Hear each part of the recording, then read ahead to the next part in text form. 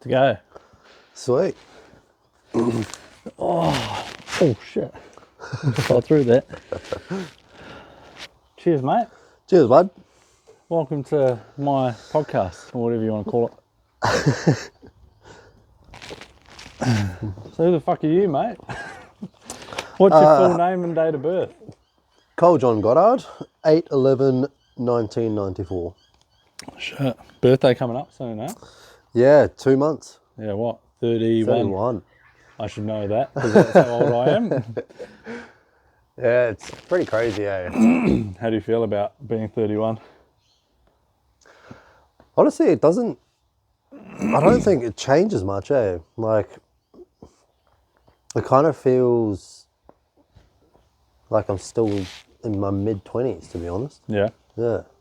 I feel the same, eh? Yeah. I feel like, we were talking about last night, I feel like from 26 onwards up to like, I'm guessing it's going to feel the same up to like 40 something.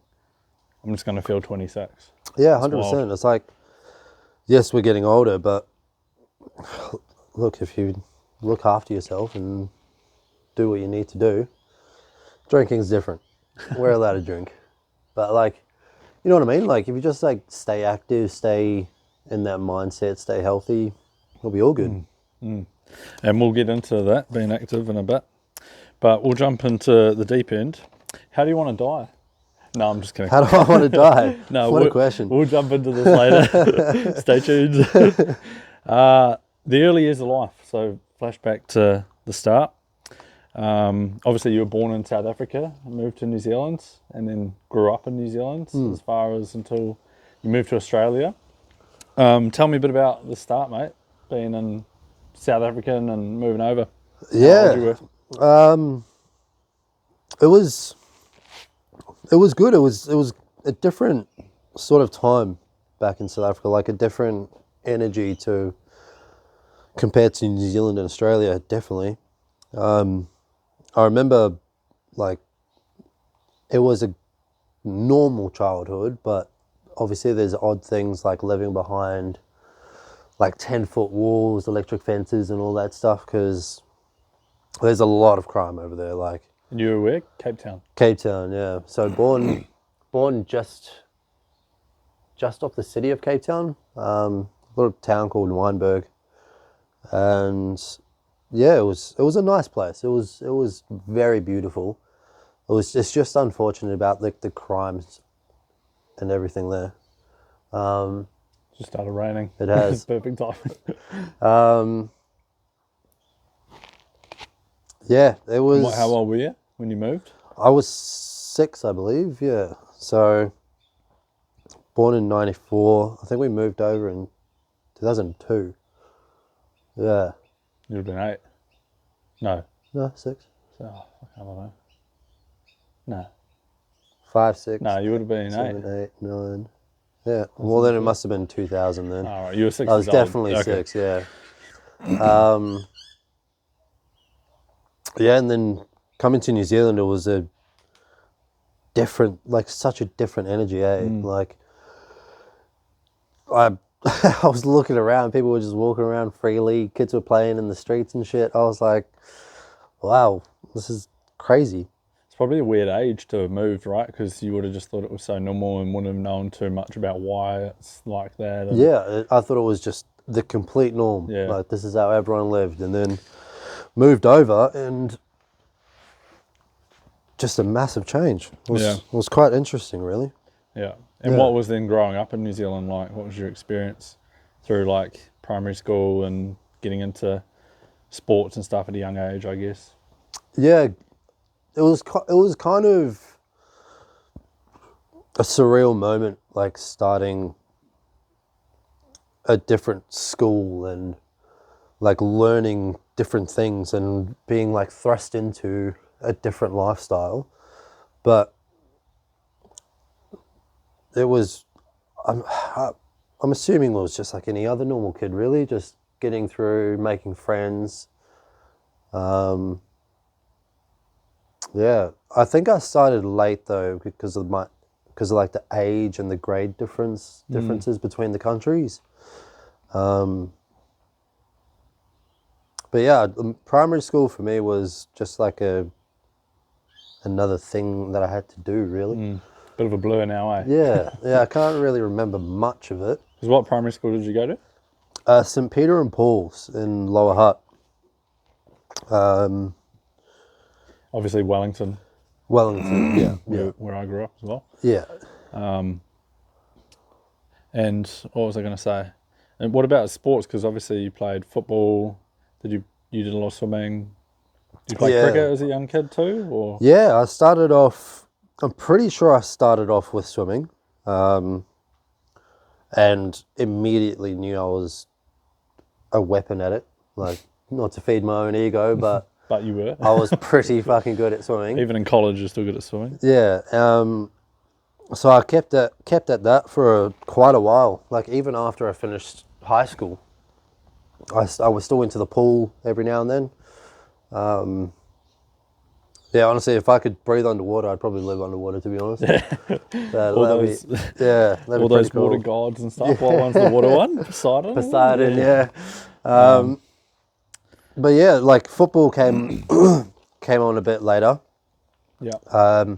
I met my friend Julian Murphy in primary school, so we became good friends pretty quickly. Yep. You guys still mates now, yeah? Yeah, still to this day. So, that's pretty much basically our whole life we've been friends. Yeah, I'll grab another one. Thank you. It's all right. Yeah. Yeah, basically our whole lives we've been friends. And then obviously finished primary school, moved into intermediate. Intermediate? Yeah, intermediate. Yep. And then high school was you did intermediate at Bernard's, right? Yeah, St. Bernard's? yeah. So started year 7, which is the start of intermediate, at St. Bernard's.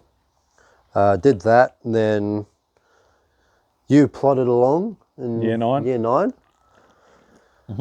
And again, like basically our whole life we've been Mates since then, eh? Yeah. It's cool, like those childhood friends. It's so rare to...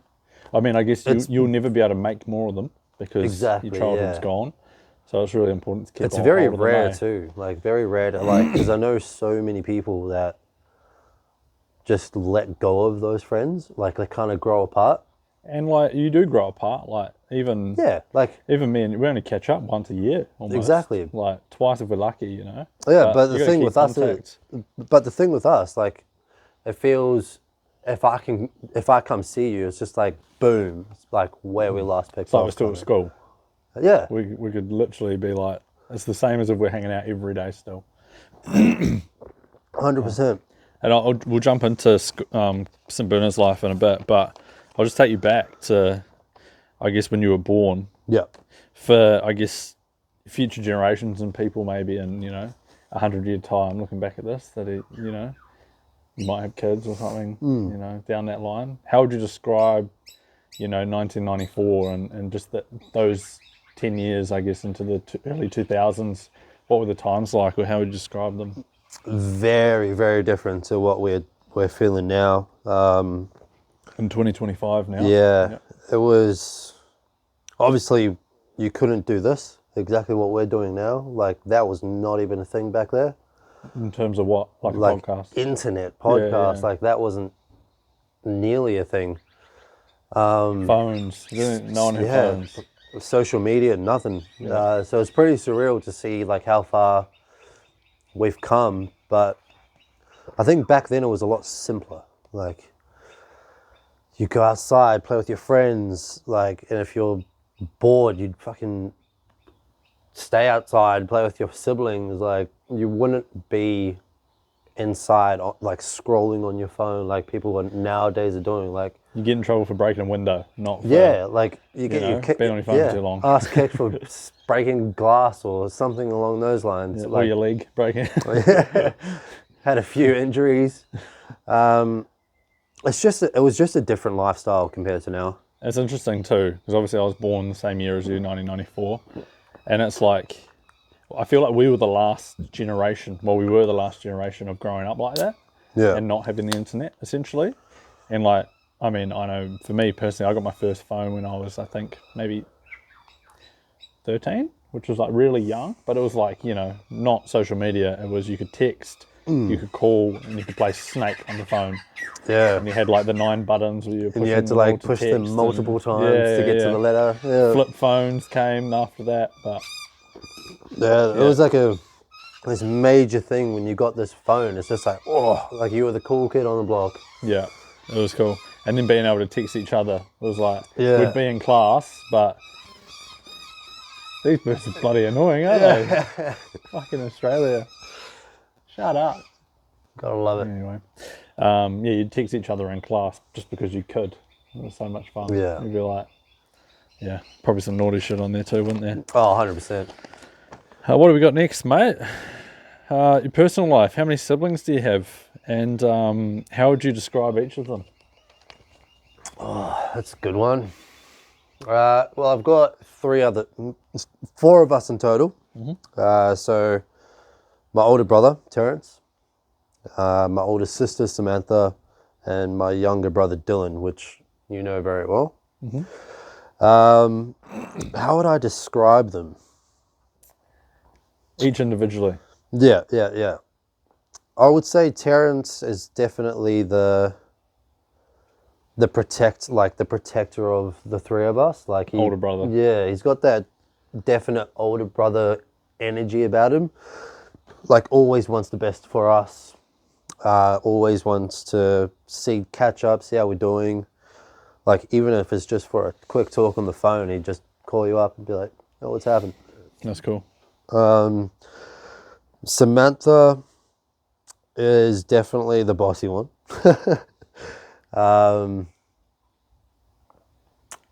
She's bossed me around a couple of times too. She has. Mainly out at the pubs. Yeah. In a good way. Yeah. Good value. She's definitely one to like take charge of a situation. Very caring as well, in her own way, and not many people like see that.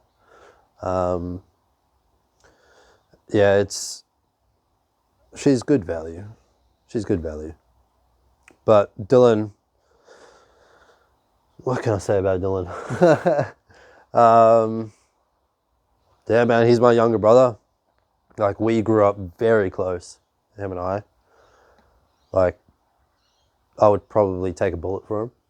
Not probably, I would take a bullet for him.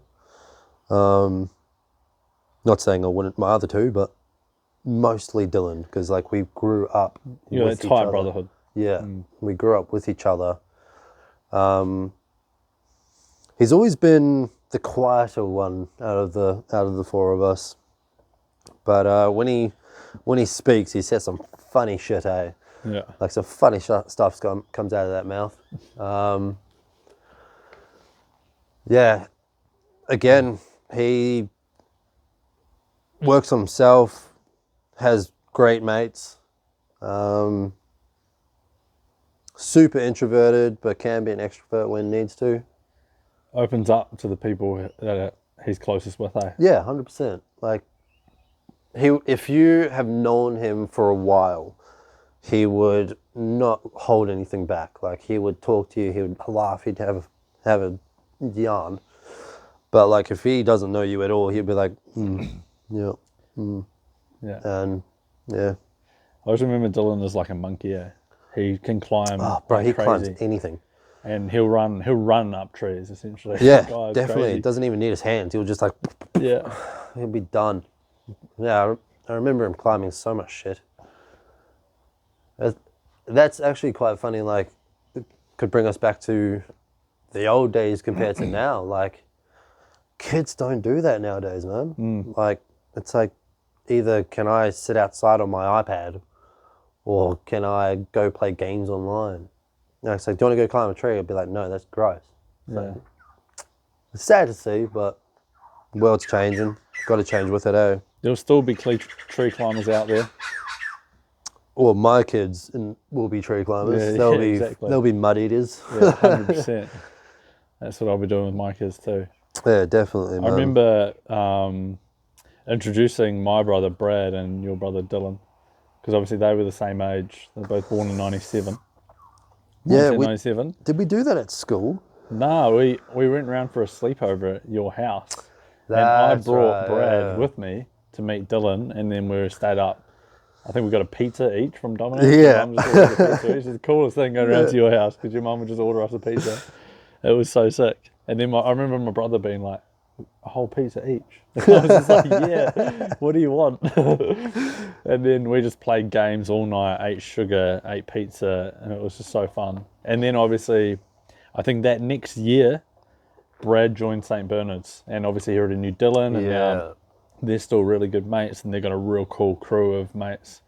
Yeah, they've got a tight group of mates, Yeah, those which guys. is awesome. And it's cool to have been there for the beginning, you know? Yeah, Almost- 100%. It would have happened. We set that shit up, It man. would have happened without us because they would have been the Yeah. same year at school, but it was like, yeah. They would have been like, oh, you know, your brother knows my brother. Oh, yeah, we can be friends. Yeah, hard. But nah, we set that shit up. Yeah.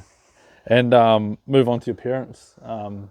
Tell me about them and how you describe them individually, both your mum and your dad. Yeah, mum and dad. Let's start with dad. He was in the South African Navy for quite some time. Very, I wouldn't say hard-assed man, but he's very passionate about certain things. Like you playing well at football. Yeah, like if I'm playing shit, he would let me know. He'd let me know too if I was Yeah, playing shit. yeah. He even if he didn't know you, he would be like, "You suck." Your dad was the best. As a referee, he refereed a couple games. did, Oh my yeah. God, it was so funny. He let so many things go because he believed the game of football should be a contested game. Like 50-50 should be a 50-50. Yeah, very passionate man. Yeah, not like these fucking floppers nowadays, but yeah, he's a very, very passionate man when it comes to certain things. He's not very emotional though. Like say,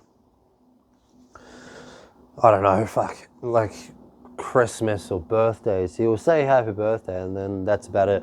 I think I probably only said I love you like a majority of 5 times. But we know that we love each other. Like we just don't need to say it. He's that kind of dad. Yeah.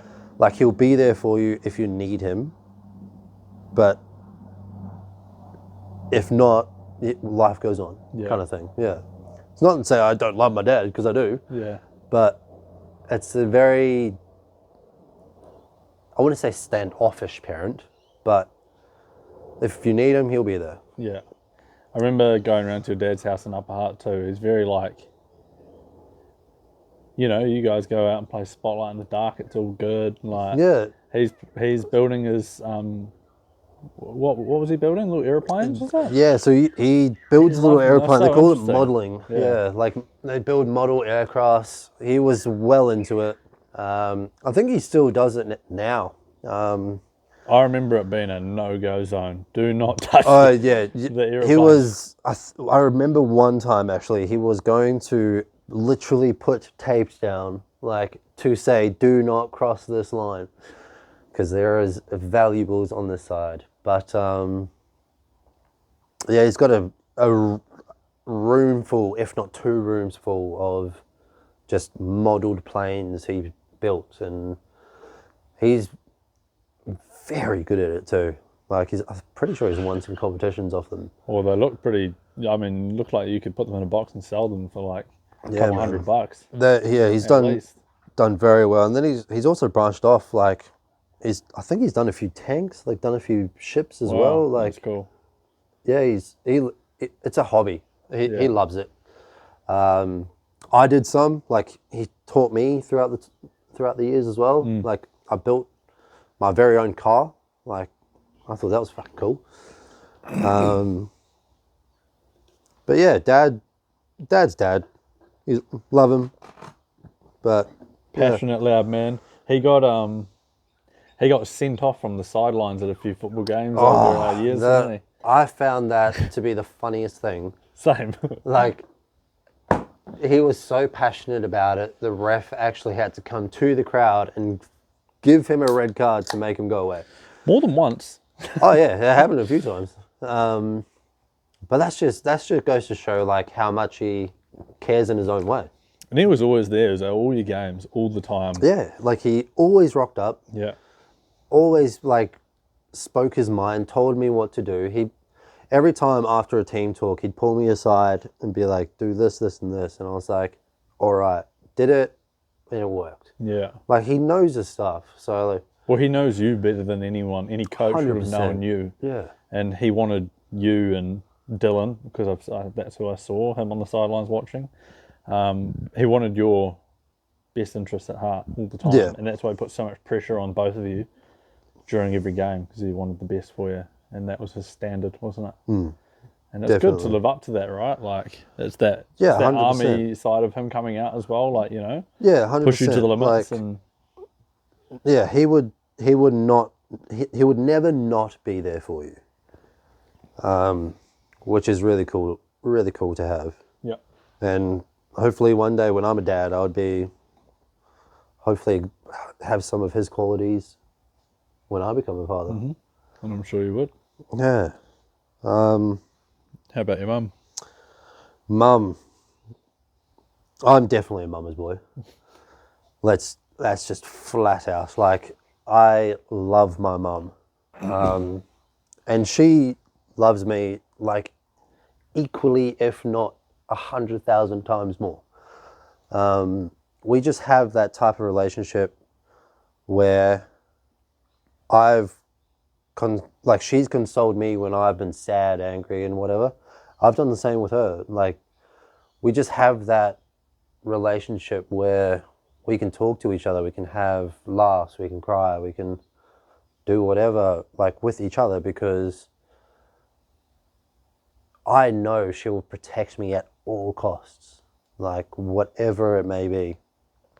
And it sprouted from a young age. Like, I remember, how old was I? Maybe like 8, 9, or 10, one of those years. And I'd run up to her and be like, when's our show on? We always used to watch a show together every Monday night, like just me and her, because no one else watched the show. Do you know what it was? Yeah, Desperate Housewives.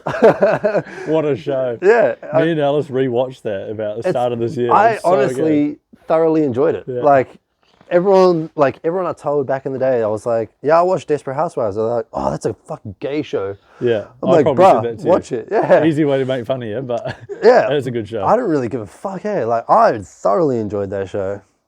And it was good because I spent time with my mum. Like, going through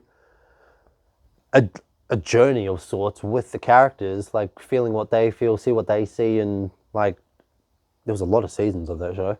And it was good just to connect with her. And then she started giving me tasks throughout the series, like, oh, my feet hurt, can you massage my feet, please? I was like, oh, yeah, right. So The whole I birthed you, Cole. kind of, yeah. Like, you came out of me, massage my feet. But even that, like, made us closer together as mother and son, because I felt like I was there for her. She's a boss, your mum, as well. She is currently the CEO of a...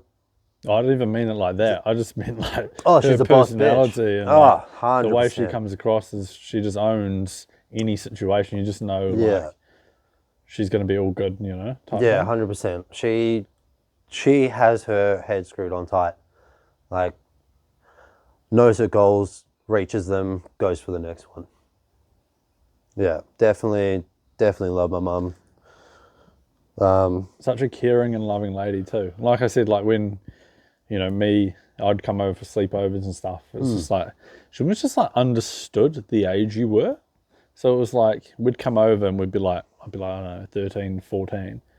And it was like, you know, at my parents' place, it was more like, there was a bit of flexibility. Like, you could play table tennis at night, but then it was like, okay, guys, calm down now. It's like, we're going to bed and like chill out. But I feel like your mum was always like, here's a whole pizza. Here's like some snacks and treats. Play as much games as you want. Just like stay in this room pretty much. And let's just do your thing. Left us alone to just... we didn't really get up to mischief, but we just had so much fun and stayed up later than we should have. played too many games than we should have. Yeah. And we was wrecked the next day, but it was like, yeah, you just do what you want. It was like a lot of freedom, I thought, for that age, which was really nice. Definitely. A lot of trust. Yeah. Yeah, you could tell she really trusts you guys. Yeah, definitely. Well, it's kind of like gain trust to have trust, you know what I mean? And yeah. Nice. We'll move on to the next bit. Every time I get this out, I open it upside down. Do you notice that? What's your last part of the childhood? What's your favourite childhood memory?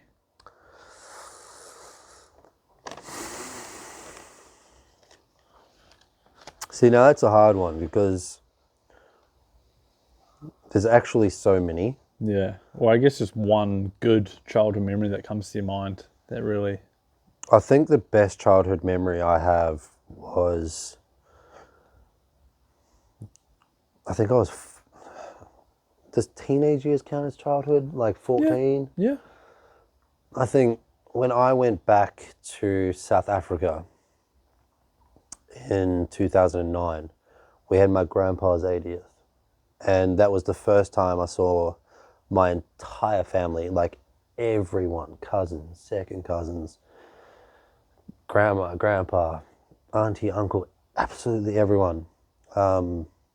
We just spent a week together, playing games. Adults were drinking. Obviously, I wasn't allowed to drink. Had some anyway. Had your first beer. Yes, had my first beer. No, it was just like a very, very cool experience to have all of us together, knowing that we don't really get an opportunity to go over to South Africa as much because, A, it's just so far away. And B, we have our own lives to live in New Zealand. So going back there was a really, really cool experience. And everything inside of that trip, like a very, very, very clear memory I have was we were at Kruger National Park, which is a massive reserve, like full of everything, like lions, leopards, giraffes, elephants, all the African animals. And it was Mum, Dylan and I in a car. And Mum was driving and she noticed, I'm pretty sure it was a turtle or a tortoise was like upside down on the road. And she's like, oh no, it's so sad. Next thing I know, she's like, Dylan, go out and flip it over, knowing that there could be a fucking lion like 10 meters away. I just remember my brother walking around the car, just flips it over, comes back, jumps back in. And I kid you not, we went 10 meters down the road and a fucking lion just walks right past. And I was like, holy shit. That's insane. Yeah. And I think Mum to this day was still like, oh my God, why did I do that? But for us, it was like funny. It was cool. It was actually hilarious just watching him walk out like that. So you trust Dylan to just do it and not like be like, I'm not doing that. Yeah, 100%. Dylan is that type of person. He would just be like, yeah, right. Sweet. Yeah. Do then think. Yeah, that's mean. I would love to go to South Africa with you, eh? I'm one of those guys that just want to experience other people's cultures, especially my friends. Yeah. Like going to India with Anu. I went to Goa and where he grew up, and went to Imam, our good friend Imam's home where he was from in West Borneo in Indonesia. And I'd love to go to South Africa with you. I'd love to go to Zimbabwe with TV. Yeah, man. Honestly, if we can set that up, I'd be like, yeah, let's go. Well, we'll make it happen one day. Maybe when 100%. we're a bit richer, we'll do like a fancy one, like a safari, like spend lots of money. Just splurge. Yeah. And what about going back to the SBC, St Bernard's College, where we met back in, when was that? 2009. Was it 2009? Yeah, I think so. Well, either way, it was my year 9, your year 9 as well, but what, we were like 13, I guess? Yeah. first year of college. So it must have been around, it must have been around that 2009. time. I'm pretty sure 2009. And obviously, we became good friends, played football together, played badminton together. I mean, what didn't we do together? We did everything together. Like, even played the odd cricket game with you. Yes. As much as I hated cricket. Yeah, those were some funny times. What are some of your favourite memories of us at college? I think one of our best memories was, I'm still to this day think that we created this game, but we used to play a game called Tanaka. Well, we did create the game. I'm pretty sure we created that game. And Tenaka meaning tennis soccer. tennis soccer. It had a little tennis ball and you kicked it around like a soccer ball. Yeah. Put our school bags as the goals on each side. Yeah. Back by the bike shed. And it would just be like me, you, Anu, Julian. They were the core four. Oh, and Imam. No, it was Imam. Imam was there, definitely. It wasn't Anu, it was Imam. Imam. We met Anu. When Imam left, Anu came pretty much. Yeah, it was kind of like a swap. Yeah. Imam moved to Indonesia, Anu moved to New Zealand. Yeah. So that was in year 11 pretty much. We became good friends with Anu. But with Imam, we played Tenaka. Fuck, those are the days. It'll just be 2-on-2, eh? Yeah, man. Yeah. Just 2-on-2, just small little court or pitch, whatever you want to call it. It's probably like, I don't know. Probably maybe just a bit bigger than this, to be honest. It was like half the size, smaller than half the size of a tennis court. Yeah. Probably about, if you think about the lines of a tennis court, half a tennis court. Yeah. Yeah. Yeah, definitely. Do you remember that time? Good. Do you remember that time? Because there's a big gate, probably 3 times the size of this one behind us. Yes. And went then into that garden. Imam was right in front of goal, no one there, and he just kicked it, and because how he used to have those pointy black shoes. Oh, those shoes. And he scooped it, and it went flying up straight over. Straight up. Oh, So that was funny. funny.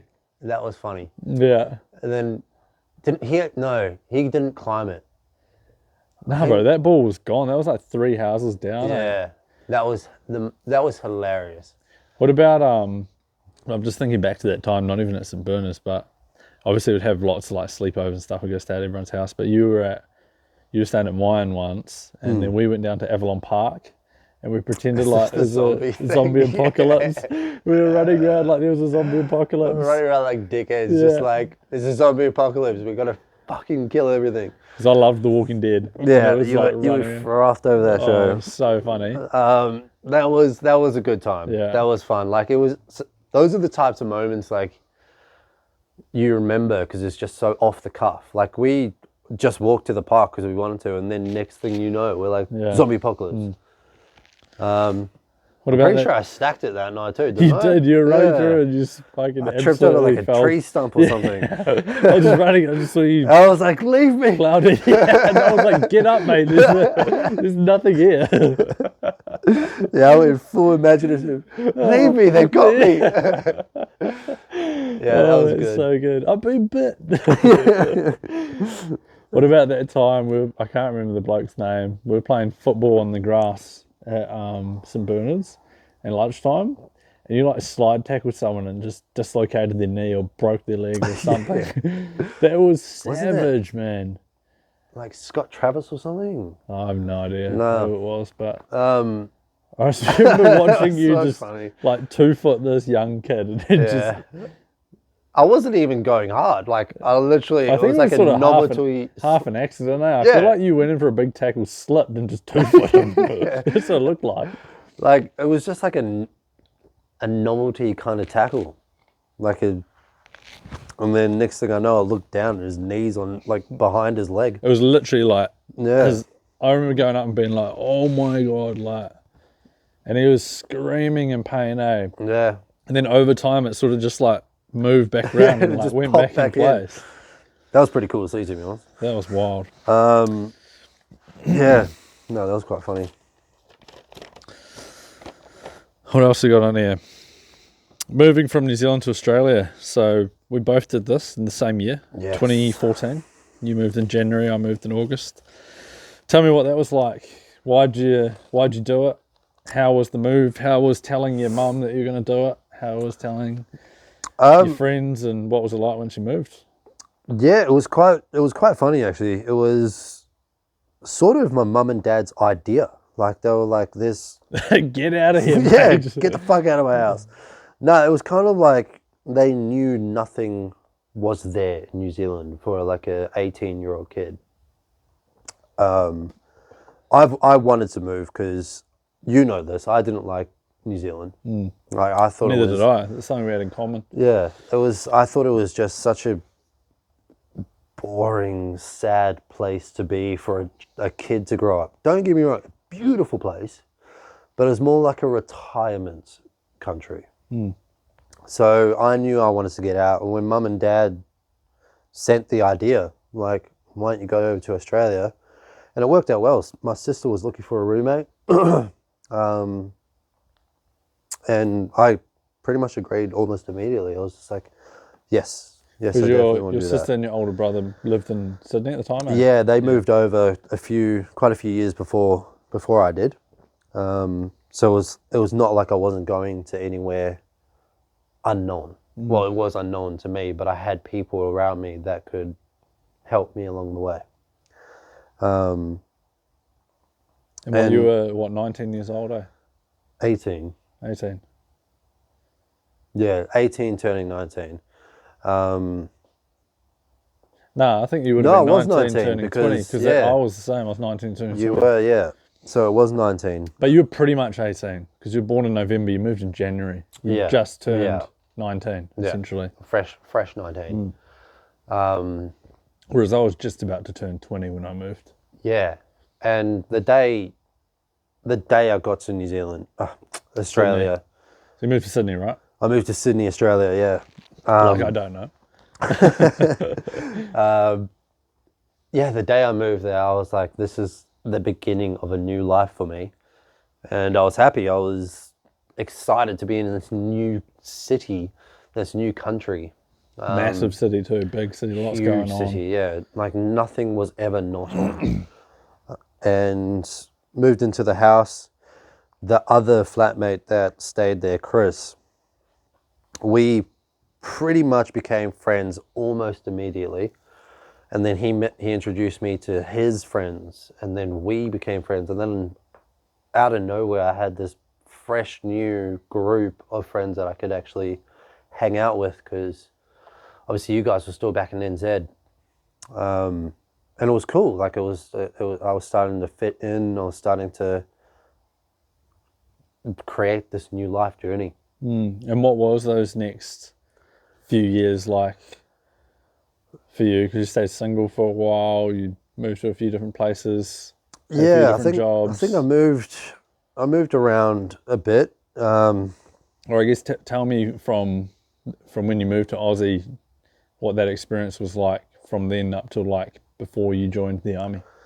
Yeah, it was good. It was a nice change. Like we lived in this house in a suburb called Leichhardt. Beautiful house, and then we're all like, yeah, we've lived here for long enough. Let's go find a new place. Yeah. Literally around the corner from our old house. That was you and Chris, or? Chris, Samantha, and I. Oh, okay, three. Yeah. And it was around the corner from our old house. And then a couple of months in, Samantha's like, oh, I'm actually going to go, like, move in with my friend. And we're like, yeah, 100%.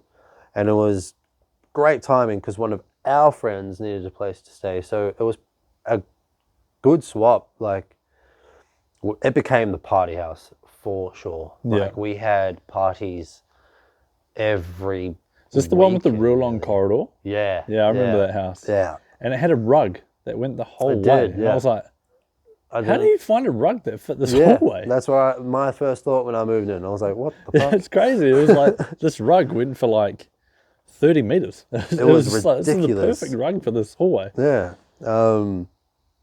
Yeah, definitely became the party house. But it was good, man. Like, we had themed parties. We just had off-the-cuff parties.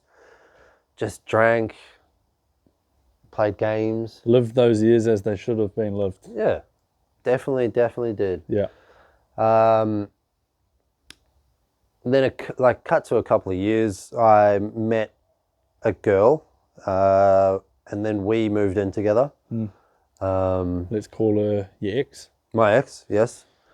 And that was good, like having a proper, not that I had like didn't have a relationship with other girls before, but having an actual relationship where I'm living with this one person. It was your first proper relationship, Yeah. wasn't it? Yeah. Serious relationship. Proper serious relationship. It was different. It was enticing. It was a different aspect, a different lifestyle.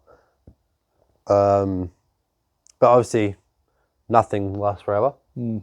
So we went our separate ways. And then lived by myself, which was honestly, everyone thinks living by yourself is the most depressing thing you could do. 100% no. It's great. Like you have your freedom. Like, How old were you when you started living by yourself? Do you know I that? would have. I'm pretty full on this one. I'm good for now. I think I would have been 23 to like 26 when I was. A few years in. Yeah. No, probably even more, man. Like 23 to like 29. I was living by myself. I lived by myself for a good few years. And it was great. Like, I could go out, spend time with my friends. I was like, home time. And coming home, I came home to my lovely dog, Nala. And that was the best feeling ever. Like coming home to a dog that actually misses you, that would jump up on me and like lick me to death, be like, where the fuck were you? Kind of thing. Nala was the sweetest dog. Yeah, I loved that dog to death. Red-nosed pit bull, was she? She was a cross between 3 different breeds, a pit bull, staffy, and a husky. Really? Husky? Yeah, Oh, I wouldn't have picked that. Yeah, when they told me, I was like, huh? Yeah, she seemed like, I always thought she was a red-nosed pit bull. Yeah, she definitely had the pit bull qualities. Like, we'd have play fights, and I remember one time we were playing, and she swung her head like back, and I was swinging towards her, and I hit her too hard. I know I did. And the next thing I know, she was like, okay, motherfucker, let's go. Like, she didn't whimper away. Like, we had fun. I love that dog. Yeah. I love that dog, yeah. I remember growing up being like, my mum was always like, pit bulls are dangerous and pit bulls are, never getting a pit bull, don't let them around kids and all this stuff. Not that she hates pit bulls, but it was just wouldn't advise It was you. that type of breed. Wouldn't advise you to get one. It's a bit like, you never know. But when I met that dog, I was like, oh my God, this is like a child. Yeah. Like I don't know. There was so many times where I don't know a specific time, but there's so many times I'd just come to your place in Sydney and just crash at yours for like a week or whatever, because I lived up in Newcastle for 4 years. Yeah. And I'd come any excuse to get down to yours and hang out. And I just remember like you'd be like, oh, I got to go to work in the morning. Like, do you want Nala to come in or nah? And I'm like, yeah, just leave your door open. If she comes in, she comes in. And like I just remember like spooning her. She was just the most cuddly dog ever. Yeah. And it was just amazing. I got this photo in your bed, with her, just like spooning her. It was like, oh my God, I've never met a dog that actually liked being cuddled. And she just loved attention, eh? She's pats all day, every day.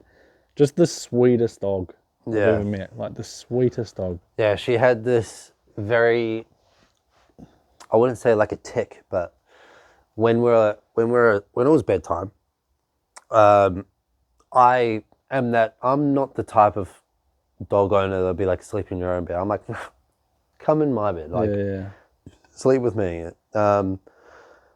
And she had this moment when she really wants to like pass out. She would tap me on the shoulder, like, like the dog tap, like pats you on the shoulder. And I knew, at first I was like, what does she want? And I was like, I don't know what you want. So I would roll over and lift the blanket, and then she'll sneak in. So I kept doing it, and then I found out that's what she wanted.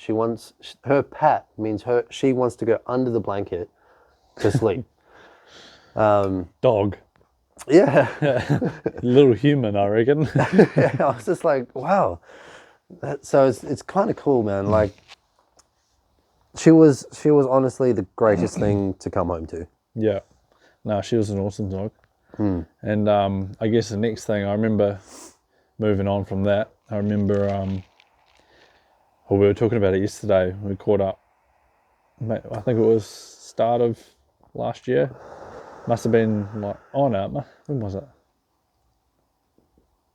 Yeah, start of last year in Sydney. I was down in Sydney and we were having a beer at lunch.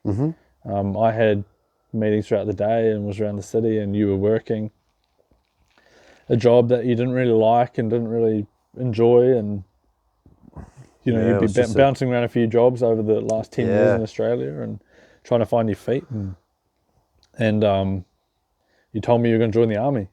Yes. And I was like, oh damn, that is an unbelievable decision for you, like, because you need that in your life. Yeah. And like your dad did that.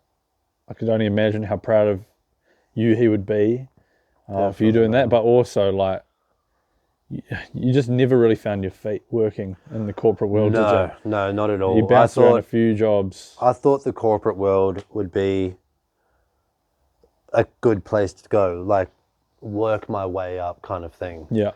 But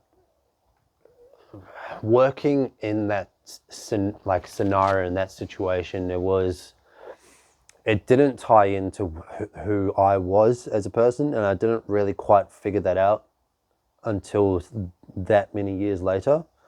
So it was hard. Like, I had a job in the beginning at a medical center that I was really good at, like really good at.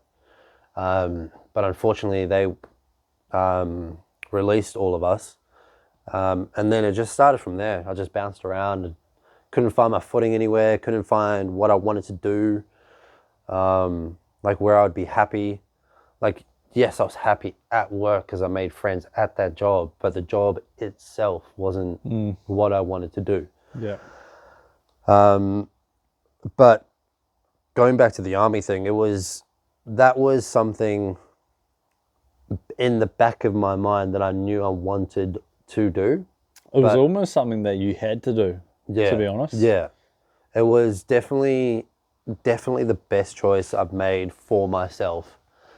I feel like it's one of those things, if you never did it, you would be on your deathbed one day and being like, I should join the army. Yeah, definitely. You know? Definitely. And it only, as soon as I became a citizen, actually, like I became a citizen last year. Congratulations, mate. Congratulations, you're Australian. Yeah, but as soon as I became a citizen, I immediately applied. Because I was Australian now, so they can't say no. I was fit, I passed school the requirements that they needed, passed the testing they needed, and it was all happening. It all happened so fast. It was such a good feeling once I walked out of that recruitment office, knowing that I will be a soldier. It felt really good. I'm definitely where I belong. Yeah, and I always feel like, as much as you say you're a mama's boy, I feel like you always idolized your dad a lot. And Definitely. obviously the talks we had, we were very similar with the talks we had. I always found military and war movies and war docos, like whatever to do with a soldier or the soldiering complex, fascinating. And my dad and I used to talk about it all the time. Like, we went to air shows together. We watched movies together about freaking different wars. He's the one that took me to see Black Hawk Down. And that was a fucking great movie. And from there, it just sprouted this whole love for military things. But then I didn't know that I wanted to do that. It was only halfway into living into Australia that I was like, fuck, maybe I should do that. And I went to join, but obviously I was a New Zealand citizen. And they didn't accept us at that time. And when they did accept them, I was well into like the role at my job where I was a manager. So like I couldn't really...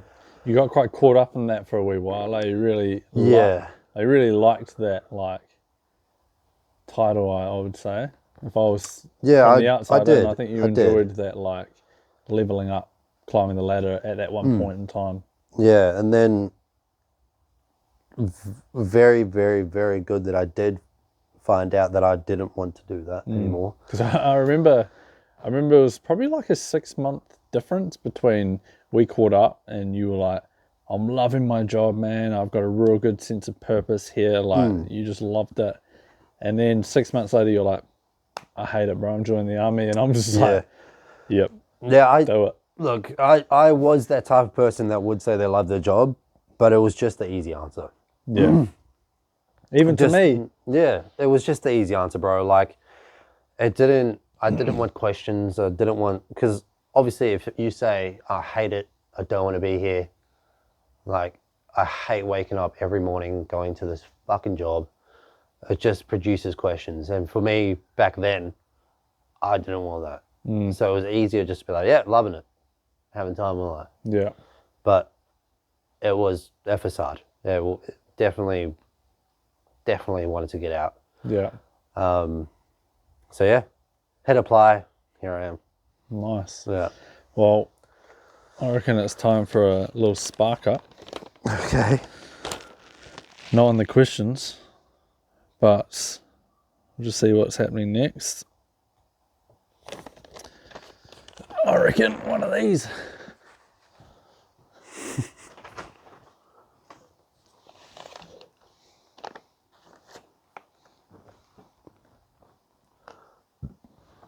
Oh, what do we got here? We got a couple of nice Cuban cigars, mate.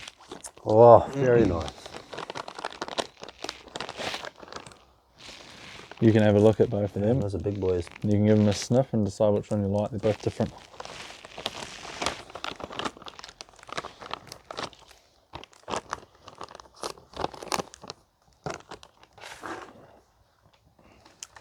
Kind of like the smell of this one, to be honest. What one? This one. Yep.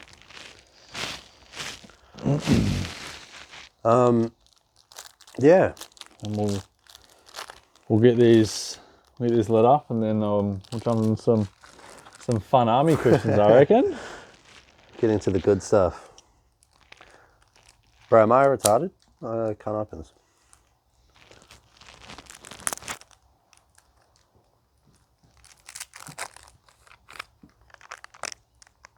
Give me the plastic, and then give me that as well, and I'll light it up for you. That can go over here too.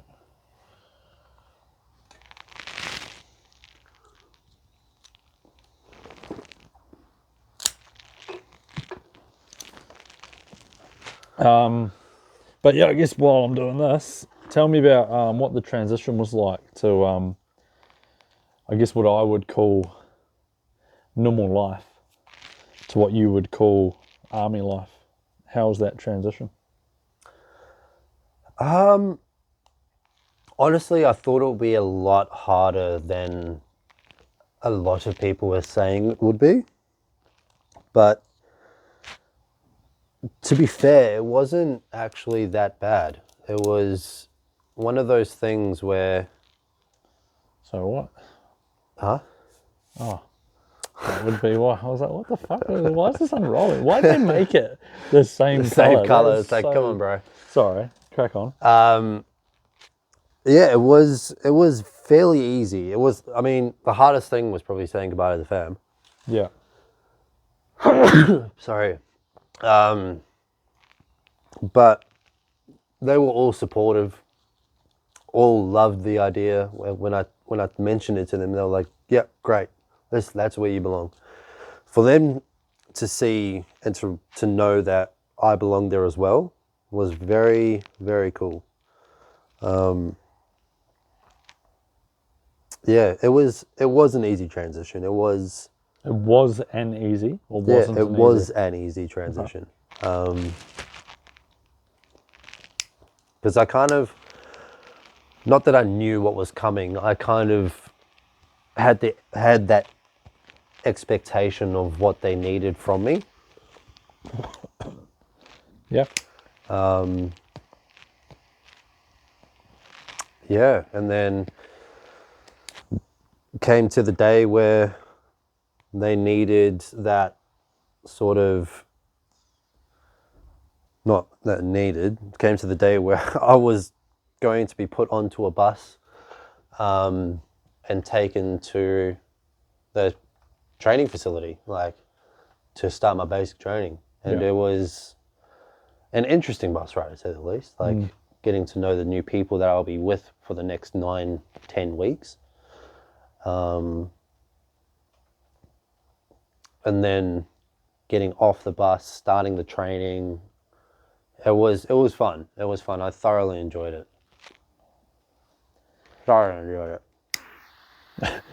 think everyone heard that last bit. I'm going to take this off. This is fucking all weird.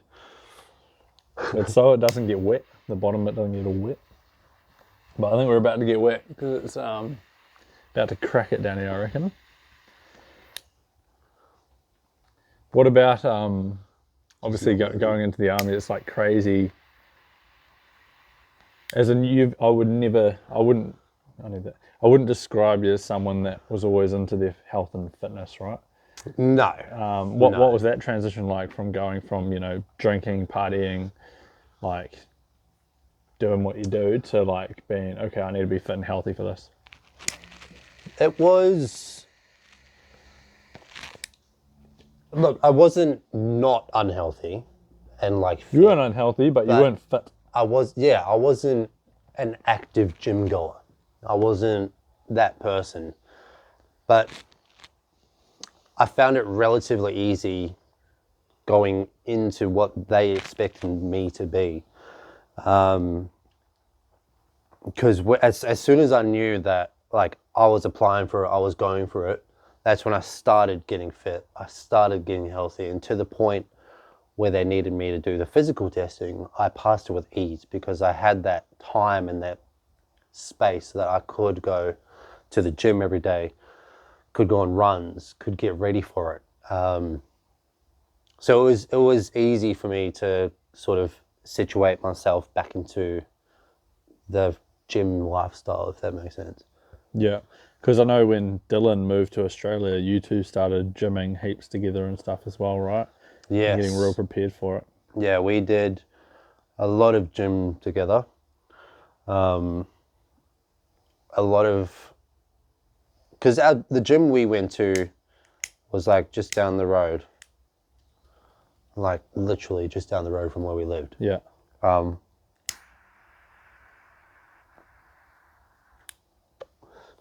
And it was cool as well. I went to the gym with my brother. Like, we saw each other do our fucking weights, like get bigger, get muscles. It was cool.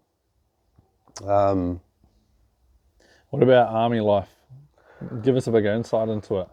What do you do on the daily? What sort of training do you do on a week to week? What's your day to day like? Obviously, what are some of the cool guns and the cool shit you do, man? Yeah, so army life is very, very, very different to civilian life. It's more like physically enduring. Like, you have to maintain the level of fitness in order to maintain your army lifestyle. Because if you're not fit, you won't survive.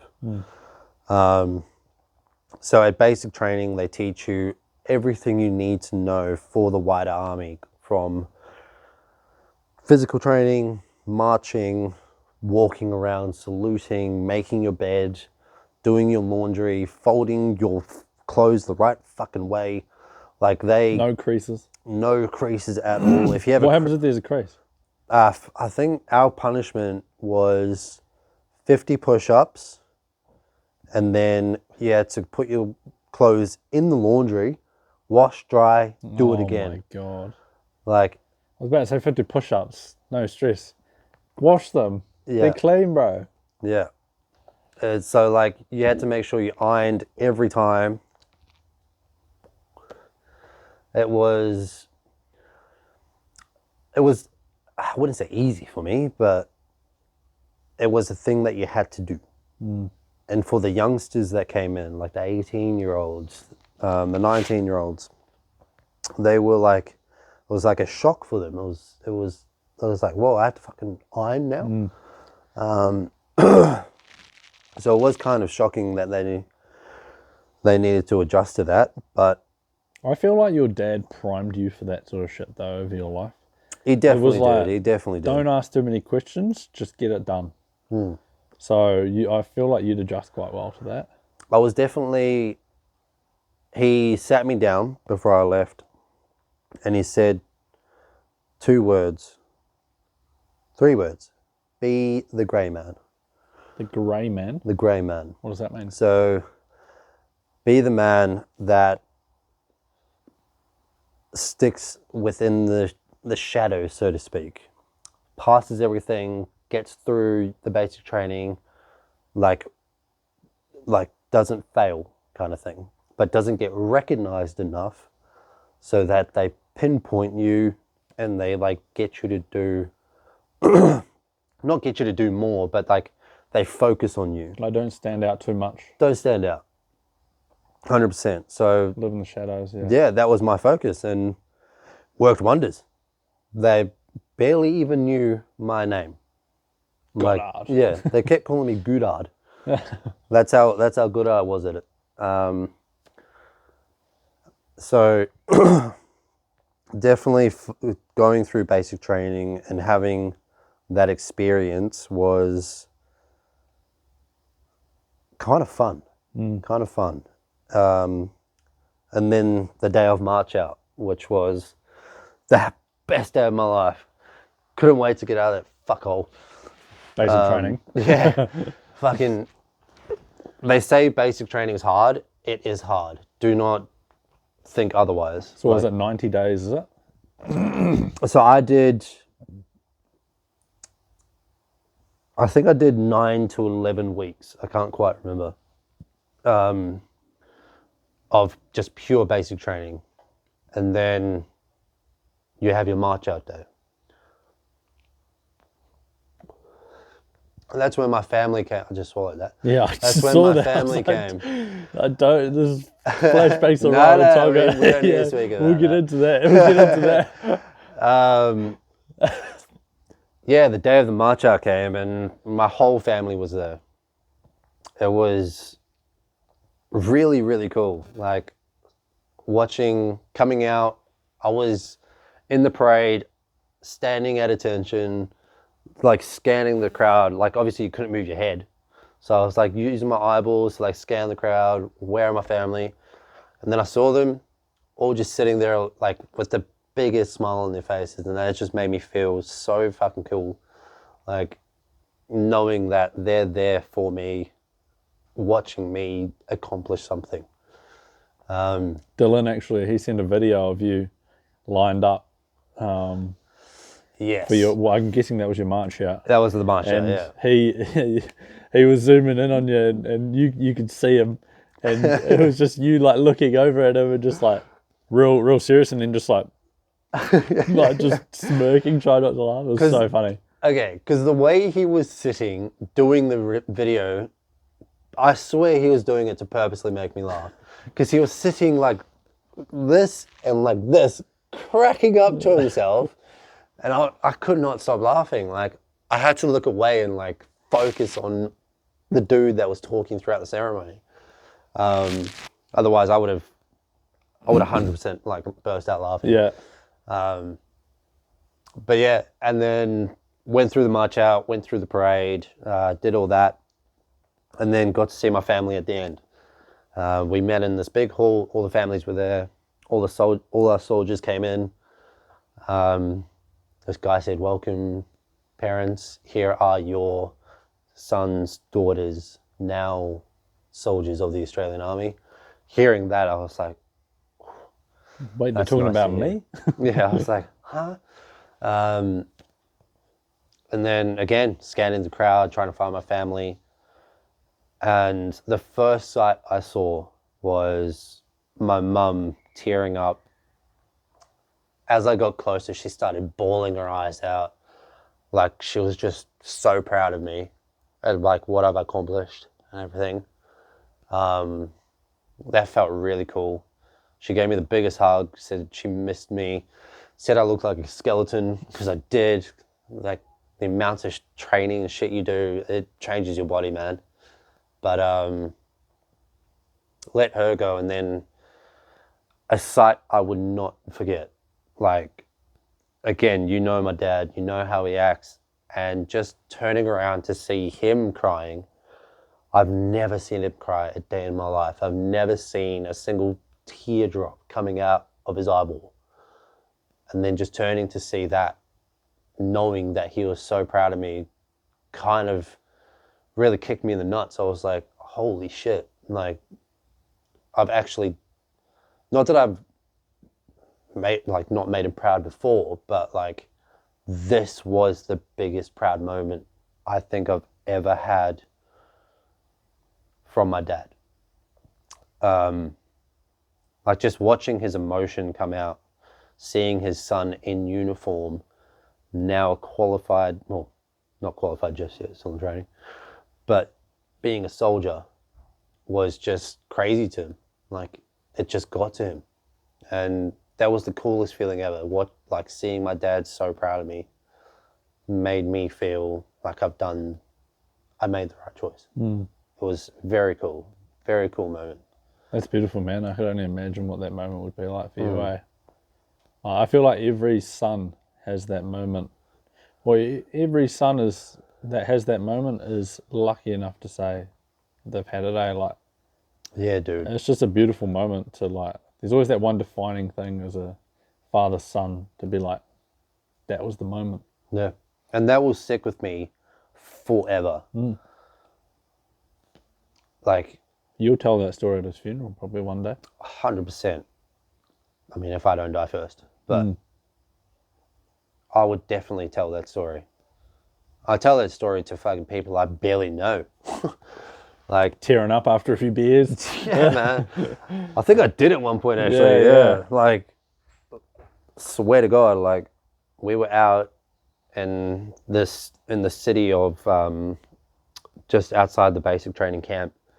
And I was just sitting there with my whole family. I had a couple of drinks at this point, and I was just like sniffling, and it was cool, man. Yeah. It was cool. That's awesome, bro. Happy for you to have that moment, man. It's very special. And not, I said before, every father and son have that moment. Some people don't, man. I think we're very lucky to have had moments like that with our fathers, and you'll hold on to that forever. 100%, dude. And tell me some stories about the army, bro. What's some cool shit that goes on? I don't know how much you can share, man, but like, what are some of the guns you've fired, and what are some of the cool shit you've done, bro? I have to be very careful with what I say, but I've Give us learned the civilian version. the civilian version. I've learned a lot, like, from the smallest thing from navigation, like trying to find your way on a map from one point to another. Like, I couldn't do that shit before then. Like, so that was pretty cool to learn. Like, they talk about grid references and finding like your spot height, and like, you probably don't know those words. Like, I don't. Yeah. I'm like not in my head. Like, I don't know what the fuck are you talking about, bro? Exactly. And like, I was literally like you. I was like, what the hell is all this shit? And then learning that was actually really fucking cool. then moving on to weapons. Like, I am now officially qualified in like over, I can't name them all, but like over 6 weapons, I'm pretty sure. Can you name any? No, unfortunately I can't, but it's one of them is an assault rifle. One of them is a light machine gun.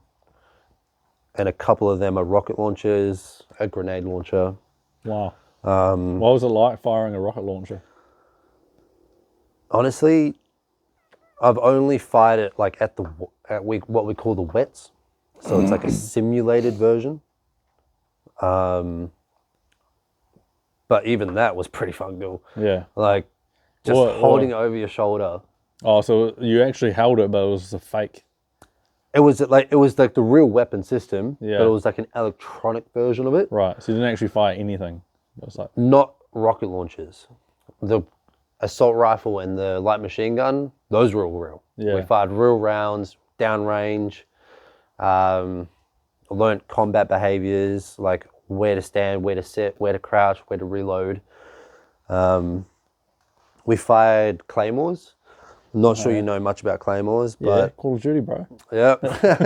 But like that thing in itself, like going from Call of Duty to like the real experience was pretty cool. I was one of the 4 nominated to actually fire the claymore. Wow, that's awesome. So that was a fucking cool moment. Then we did trip flares. We did a smattering of other things. And then we move into communications. So over the radio, like what your radio is, what it entails, what it's about, how to use it, how to work it, how to listen to it, how to change frequencies, how to fucking call for help if you need to. So that was pretty cool. Yeah, I mean, and without going too far into it, watched the guns fire off, like the big old howitzers. That was cool. Just the sheer power that comes out of those things, man. It's crazy. It's crazy. It must be insane going from working in an office to like firing this massive machinery and seeing tanks and being in the bush in full camo gear and, you know, getting primed for war. Oh, must be a wild change. Yeah, the Field X's were the funnest thing. Like, everyone who is in the wider army go for like months, like 2-3 months. They hate it because they know what's in store for them. But me starting out new, I'm like, fuck, this is like camping with a gun. Yeah. It's actually really fun. So I loved being out there. I loved going out.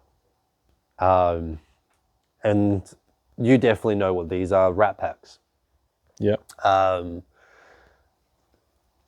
So there's a thing called cam and concealment, which in every army, not just the Australian, so I'm allowed to talk about it.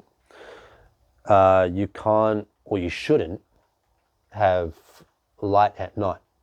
It's like these.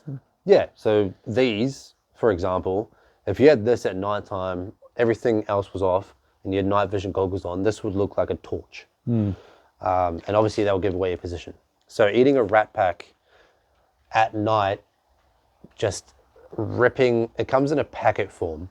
So you rip it open, like I would usually just rip a corner, and then you'd literally squeeze it like a toothpaste, just into your mouth cold. It'll be a lamb stew, a spaghetti That sounds bolognese. horrible. It's really starting to piss down, isn't it? Yeah, it's not good. Shall we move in? You might have to move in. Yeah.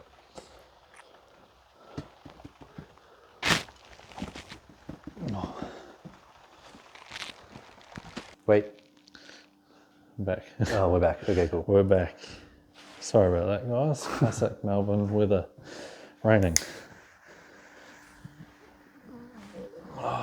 Should have just done it from here to begin with, hey? It's actually pretty nice here. Oh, my cigar's got all wet and started unwrapping. That's not what you want. So you're talking about your rat packs, mate?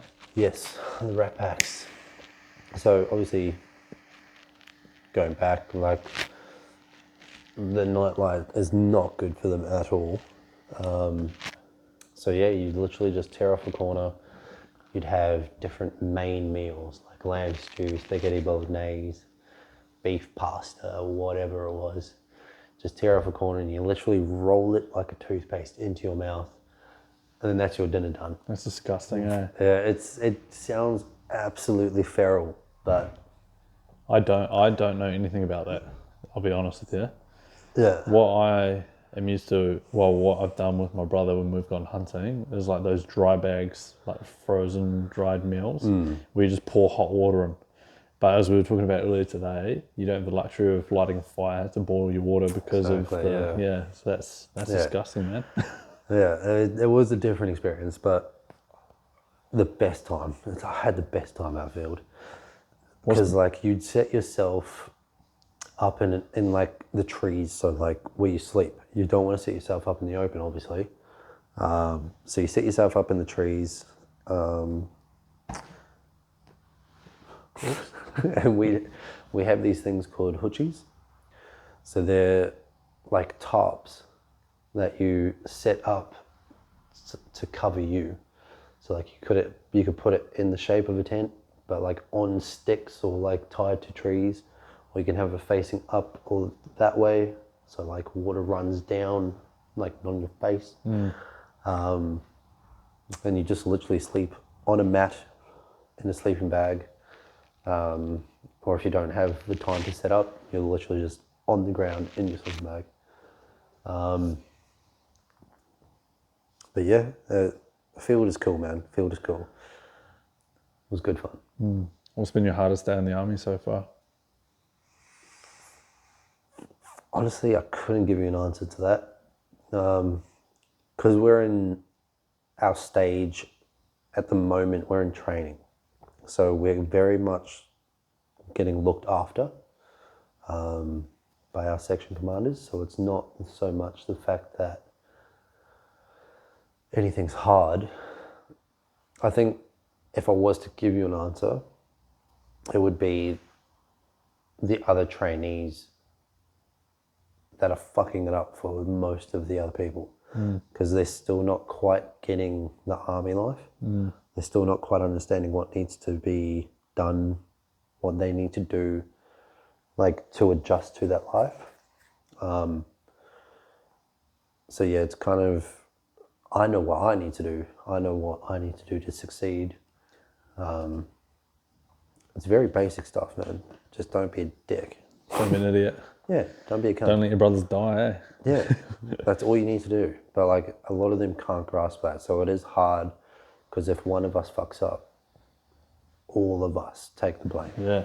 Have you ever obviously you've joined the army, but have you ever like genuinely thought very deep about the thought of going to war and what your thought of it being like? Because you'd be in the front lines, right? Not so much the front lines. I'd be like in a position like at the back, because we're in artillery. So artillery means supporting fire. So our job is to make sure the enemy's dead before our infantry troop go in. So if we don't do our job, they have a firefight on their hands. So we have to maintain a distance so we can shoot our guns over a certain amount. Like it could be anywhere between 10 to 50 kilometers that we need to shoot this gun at. But that's not saying that we could even get attacked. We could be attacked by an infantry troop. Like there's never not a chance that we won't see like war. But yeah, it's more of a, I wouldn't say supporting role, but we get to them before they can get to us kind of thing. Yeah. Yeah. And so what's your thought process of being like, okay, war's happening, you're getting deployed next week. So today's Saturday night, right? On Friday, we're deploying you to war. See, I'm the type of person that'll be like, fuck yeah, I'm going to war. Like, I'm actually doing something. Like, this is what I signed up for. Like, fuck yeah, I'm gonna go kill some cunts. So you say you're excited, you reckon? I would be excited, yeah. I'd say I'm excited. It'll be nerve-wracking, 100%. Like, you are there to kill people and people are there to kill you. But it's to the point for me where it doesn't feel like that, because I know in myself that if I have a good unit with me, we're gonna fuck shit up. Like, there's no ands, if, or buts about it. Like, I'm exactly word for word, this is what I signed up for. This is what I want to do. Whether that be just a war with one country or a world war that, at the moment, looking at the political views and the views on the world right now, could happen. But yeah, if I get called up, I'll be like, sweet, let's fucking go. Yeah. Let's get this shit ready. That is looking worse for wear. What about if it was a war in which you didn't believe the political views that led to that war and you were deployed? Is that something you'd think about? It would be something I'd think about, but again, I'm a soldier. I go where they tell me to. I fight that fight that needs to be fought. I wouldn't certainly agree on the matter, but I would still do it for my country, still do it to protect my family, my friends, my citizens, no matter where it was. If they threaten us, I'm gonna fuck you up. It's interesting. I've had very different views on it, personally.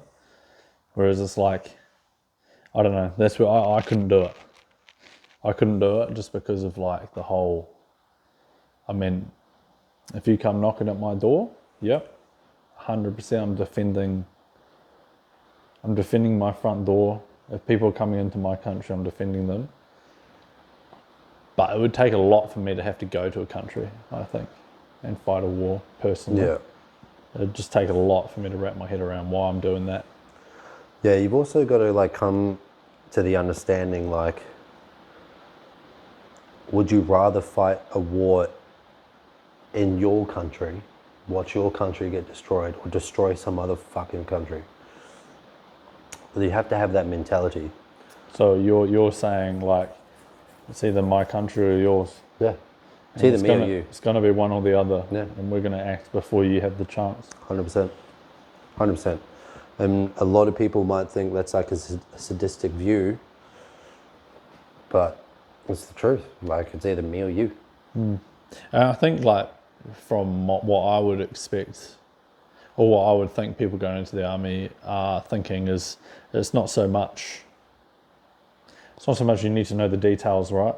You're training to fight war for your country. No need to worry about the logistics. Just do what you're told, essentially, and be a soldier. And it's as simple as that, from what you're saying, I think. Yeah. As simple as that. Is there anything else about your army time or army days that you want to share that you think would be worth mentioning?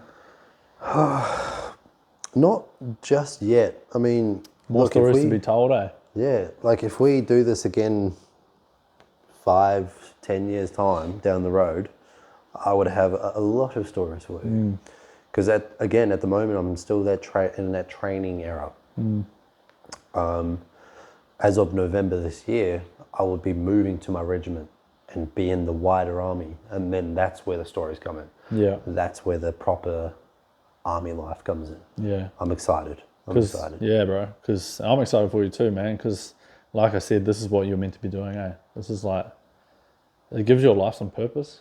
And it's like cool to see one of the brothers doing something that they really want to do, and they get out of their life, like some value from their life, you know? Yeah. That's awesome. And because currently you're based in Puckapunyal, Victoria? Yes, military base in Puckapunyal. And moving to potentially... Yeah, I could be moving to either Townsville, Adelaide, Darwin, or Brisbane. Shit. Yeah. And what's your So preference? for me, it's Townsville. We were talking about this earlier. We were. A majority of it is because the base there is perfect for my corps artillery. They're, I think, don't quote me on this, but I think they are the front runners for artillery. Like, that's where artillery is. That's what they Townsville? do. Yeah. Yeah. That's obviously North Queensland, right? It'd be fucking hot up there, man. And that's what I want. I wake up every morning here and I'm freezing my nuts off and I hate it. Yeah. I cannot do cold.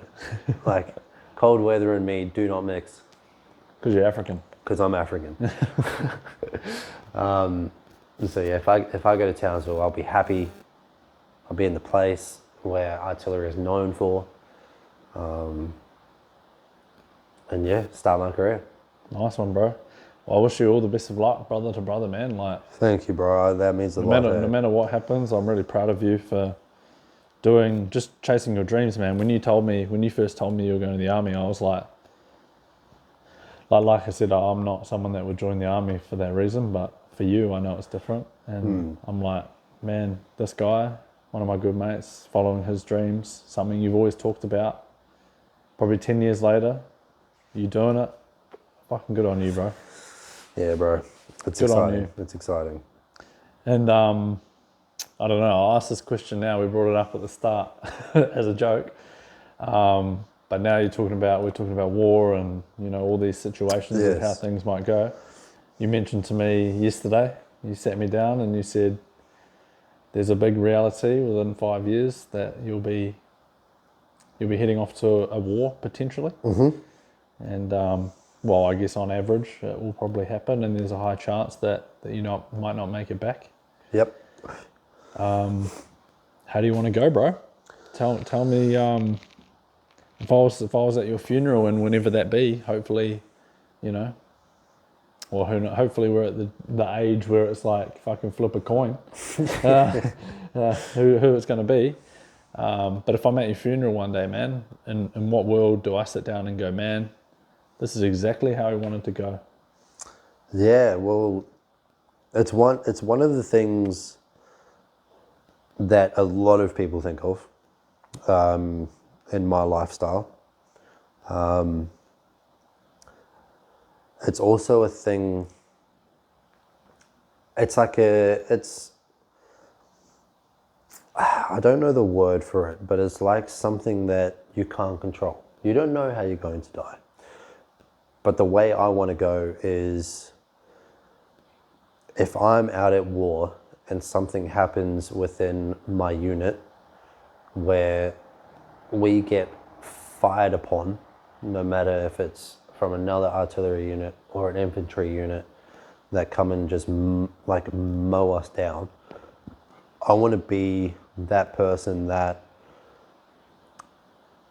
sacrifices, that gets put in a situation that sacrifices myself for them to get back, for them to be safe.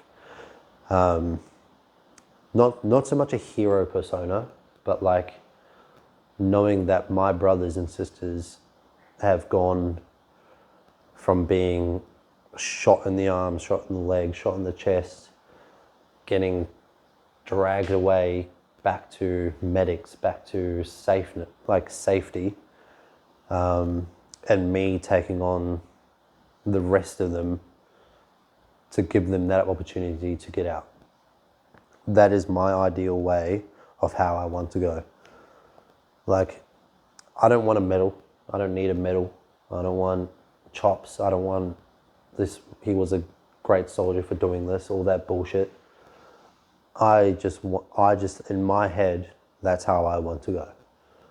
Saving the people I care about most, that I bleed for, that I cry with, that I drink with, party with, march with. Just seeing them every day and then doing that for them is like what I want to do. Dying with pride on your shoulders, man. Definitely. But who knows? I might get shot in the head and not get that. I mean, you might not ever go to war. You might go to war and you Again, will I come might back. have my whole career not even going to war. But You might go to war and you will come back, man. even that, yeah. Well, I hope that doesn't happen. But if it does, it would be fair to say that is a heroic thing to have done. Yeah. It's definitely what I want to do. All right, bro. We're gonna move into some quick fire questions. Quick fires, love it. Speaking about death, what's your death row meal? Death row What's the meal? last thing you want to eat before you die? Oh, easy. A blue steak, like very blue, with What cut? definitely a Scotch. Scotch fillet? Yeah, Scotch fillet, Blue? blue, with either garlic butter or Diane sauce. You have to make the choice, bro. A Diane sauce then. Onion rings with some sauerkraut on the side. Ooh. Love sauerkraut. Beautiful stuff. And then for our dessert, a nice little piece of Black Forest cake. And a coffee for the drink. Or a Coffee for the Monster. drink. Or a Monster. Monster really fire you up before you get put down, eh? Yeah. Not an alcoholic drink. I'd be having some strong shit. Actually, yeah, probably a gourd bourbon. Good bourbon. On the rocks or? On the rocks. Yeah, okay. Okay. Good to know. Favourite song of all time? Sheesh, this is not really quick fire. That's another hard one, isn't it? Quick fire is an answer it quick and we'll move on. All right. Only Time by Enya. Don't know it. Great song. I'm imagining it's some... No, far No, from really? it. Far from it. Far from it. It is a very low, like, sit back, lie on your bed, kind of hymn. It's very, very old. I'll show you afterwards. Yeah, man. I'll be interested to hear it. Tell me about your most significant birthday. 100% the 16th birthday. Really? Yeah. I'm pretty sure you remember that day. Went paintballing. Ah, yeah, that was great fun. That was probably my favorite birthday that I've had. Do you need another one? Because can I grab an Asahi, please? Yep. Can you hold that lid? Did we get the bottle opener? No, open it.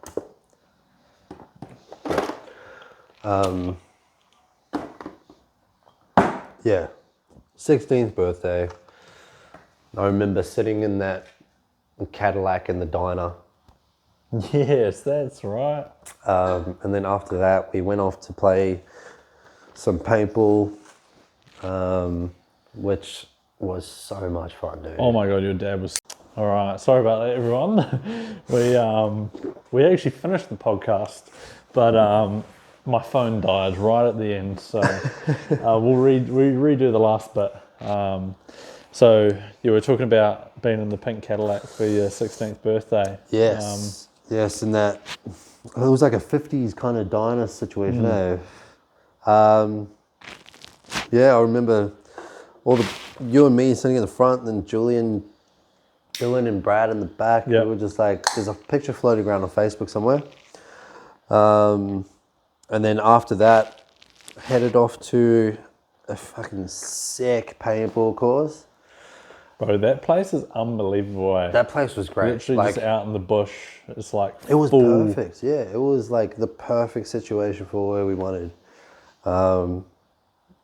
It was so much fun, man. Like going from food to like, I'm about to shoot you with a paintball. That was quite good. I just remember your dad, how good he was at paintball. Man. Obviously being in the South African Navy. Yeah, the Navy, yeah. Holy shit, it was scary having him on the other team. I was camping in this little house place with your mum. Yeah. And it was like four walls. Finally, like I remember running around by myself, shit scared, like, oh my god, Gary's out there somewhere with a fucking paintball gun, hunting me down for all those times I pissed him off probably, and you. Oh, 100%. Anyway, I was by myself. I was like shitting myself. And then I saw your mum like in this little house, and I was like, great, I'm running in there. Ran in there, hid, and it was just like, great, you look out that way, I'll look out that way. And probably like 10 seconds went by, and boom, boom, boom, boom, boom, boom, boom. I was just on the ground in the corner, like curled up like a little bitch, like, oh, fuck that, I'm hit. And I looked up and I see your dad upside down on the roof with his gun pointed at it and just spraying me and your mum. Oh my God, I could not believe it. Oh yeah, he's a different character, that one. Like, yeah, even me, I was with either my stepsister or my sister. I can't remember which one it was. And we're just going through the tree line, and next thing I know, I turn my head and just paintball to the mask in the forehead. And I'm just like, where the fuck did that come from? I say hit, and all I see is my dad come out with the gun out of the tree line. I was just like, holy fuck. I didn't even see you. That guy has some serious skills, eh? Honestly, dude, wild. like, it's crazy. Like, I could potentially be there. True. Like, true. That's sick. Yeah, that's a lifetime of army or Yeah. Navy. That's military experience for you, bro. Fuck, that's cool, bro. Yeah. All right, and favorite holiday? Tell me about that, man. Oh, hands down, the Europe trip, Romania. Like, I was in love with that place. A lot of people told me, like, why would you go there? That's a hole, don't go there. I didn't listen to those people, and thank God I didn't, because it was beautiful. There was castles I explored, there was trails I went on. Bro, I nearly died though. I saw a fucking bear on the hike. Like, holy shit. And you were hiking by yourself, weren't you? Yeah, I was all on my lonesome, which I wanted to be. I wanted to have my own experience. I don't want to be in a group. Everyone wants to say, do Kentucky tour. I'm like, fuck that, dude. I want to be on my own itinerary. So I did. And then I had experiences by myself that I would never have had if I went with other people. Like nearly die. Like nearly died. But yeah, even going to where the legend of vampires, because you know I love vampires, like the legend of a vampire came from, like Dracula's castle, Bran's castle, like that was the best experience of my life. And I had no idea you were doing that shit. Like, Yeah. I didn't even know that was a thing. Like, It was Dracula's sick, house or yeah. whatever it was. And then you were sending me all these photos. I'm like, where are you, bro? You're like, Dracula's house or whatever. I was like, what? Yeah, well, put it this way. It's a 2-hour tour. That's the time frame that you can do it in. I was there for 7 hours. That's how much I loved it. I searched every inch of that place. Like, everything about it was just so fucking cool to me. I went outside, back into the castle, into the courtyard, into the master bedroom. Like, saw the torture equipment that he used. Like, That's fucked. it was insane. So yeah, hands down Romania. Nice. Well, we'll move on to the deep stuff, bro. Because I know Here we go. I know we haven't got that much time left. But yeah, man, let's talk about the most difficult moment of your life, or moments of your life, man. The most difficult moment of my life was definitely giving up my dog Nala. Because living with her was the greatest time ever, knowing that I was coming home to my dog that loved me as much as I loved her was perfect. And when I knew I had to give her up because of certain circumstances, it was hard, it was tough. I did get depressed for a little bit, because something that was with me for the hardest times is now gone as well. But again, there's a silver lining that she went to this amazing woman, this beautiful creature that said, I will take Nala and she can come live with me. And when she told me that, I knew she would be happy because she had a family that she would love, and she does. She sent me videos and they are perfect. And the woman that took her was my best friend's Tyrell, his partner's mum. Was he the one that used to walk her? Like he'd come round to your place? No, and he take lived in walks and stuff? Brisbane. Yeah, Oh, it was a different person. Yeah, it was a different person. And yeah, this woman would reach out to me. We'd hang out together. We'd have sleepovers and bring Nala. Like, that's how much she knew I loved her. Like, she was amazing, and for her to take her, I felt a sense of happiness. That's good, bro. She went to a good home, eh? Yeah, Like, and that's what made me realize that she's okay. Yeah. Yeah. Nice. And do you want to go into some of the other things in your life that were tough? Yeah, there was another situation with my ex. We unfortunately had a miscarriage, which was very tough because we were dead set, organized, getting ready for the baby to come along. And then one night, it just all turned upside down. She started bleeding and then went to the hospital and they said, yeah, unfortunately the baby didn't make it. And it was proper formed and everything. Like, it was very, very far into the term. Oh, wow. I didn't know that. How far through, do you know? I think like 2 or 3 months. Yeah, right. Yeah. So it was tough. It was tough.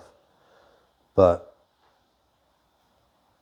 realizing now what she did to me after the fact, I know I dodged a bullet, which is why losing Nala was more important or significant to me. Yeah.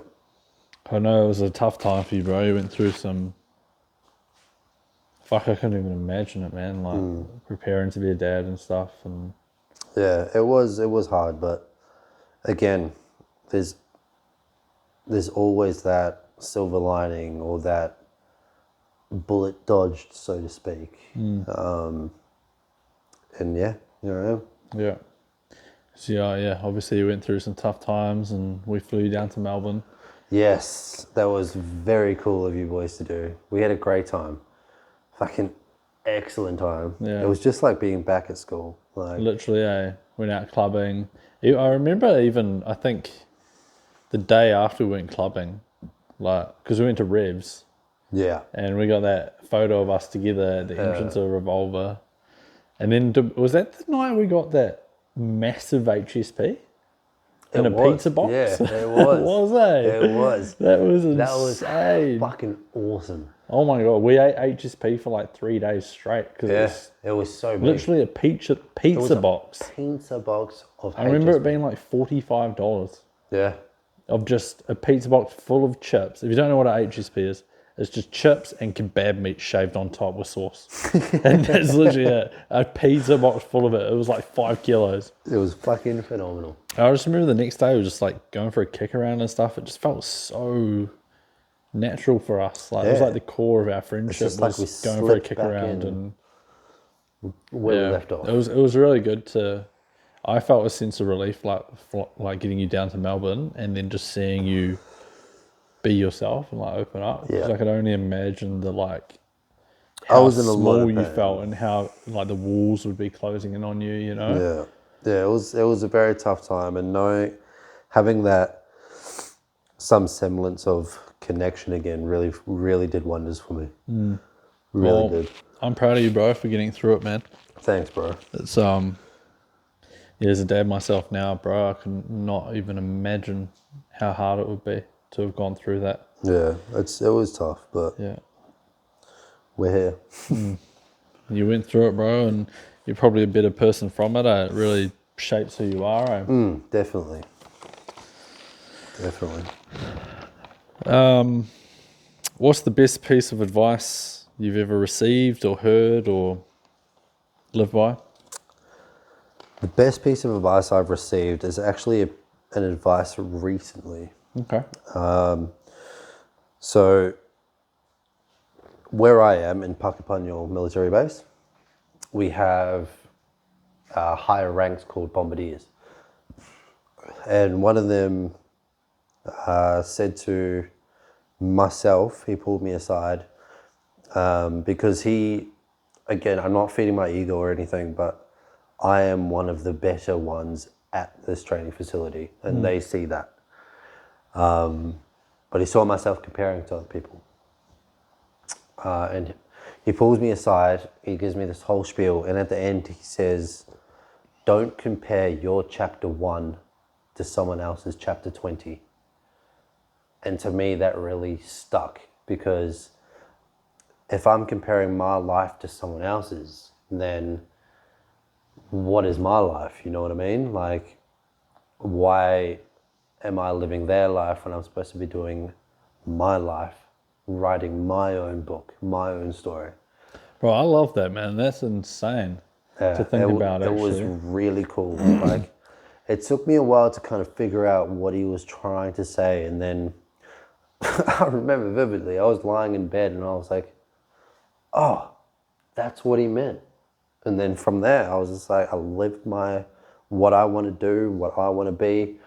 If someone else is fucking up, you fuck off.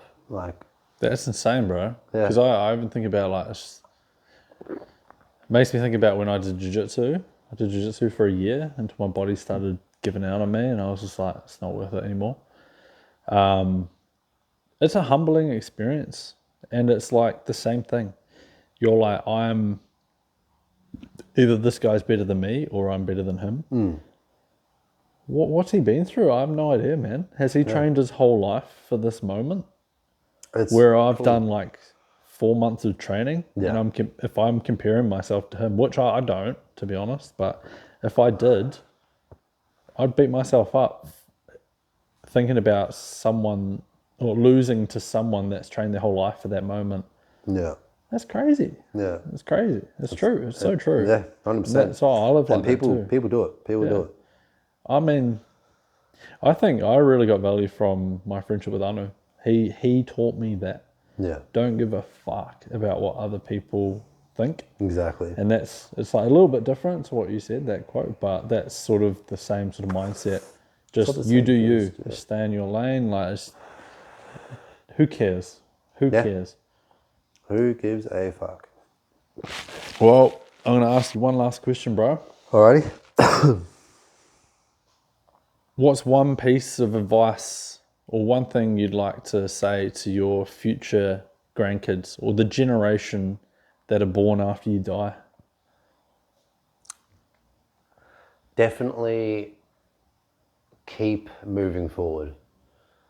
Like, do not give up on yourself. In the wider aspect of that quote, like, if you don't stop moving forward, you're stuck in a sort of life that you don't want to be in. So if you use that and really resemble that quote, keep moving forward, you'll understand that there's so much more to life. There's so much more out there that you can accomplish. I found what I wanted. I'm happy where I am. And I want people out there to find that. You found what you wanted. You have a fucking beautiful family. You're loving life. I'm loving life. And I want my kids, my grandkids, your kid, your grandkids to just keep on going. Keep moving forward. Well, thanks, bro. I appreciate it. Thanks, man. I love you, brother. Love you, man. Thank you very much for this. You're welcome, bro.